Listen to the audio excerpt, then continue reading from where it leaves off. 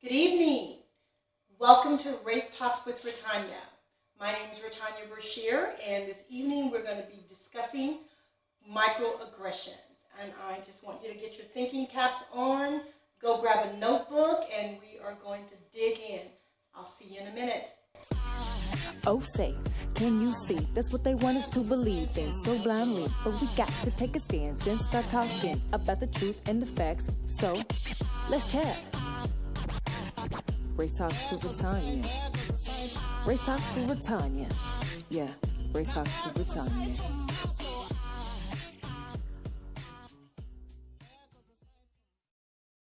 Okay, so microaggressions. That's a funny word, isn't it? And you know, microaggressions are expressed in just a lot of different areas of life. But today we're going to be talking about racial microaggressions. So what are they? What are microaggressions? Why are they present? And how do they work through our lives and demoralize people of color? We're going to talk about that. So microaggressions, they are a brief, everyday exchange that sends a message of derogatory, difficult, different, or other, or not the norm. It makes you feel different. It makes you feel other.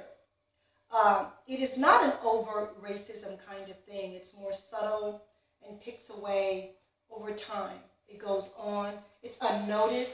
Sometimes it's even hard to pinpoint these kinds of aggressions. It supports stereotypes of groups of people, sometimes even in the same ethnic group. For example, all Asians are smart, and all Asians must know science and math, correct?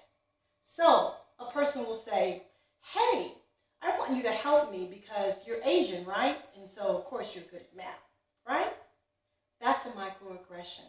It seems harmless, but it does pick away at a person's humanity. B, so why do microaggressions exist? That's a good question. Because of majority culture in America, especially, is concerned with their superiority. That's interesting, right?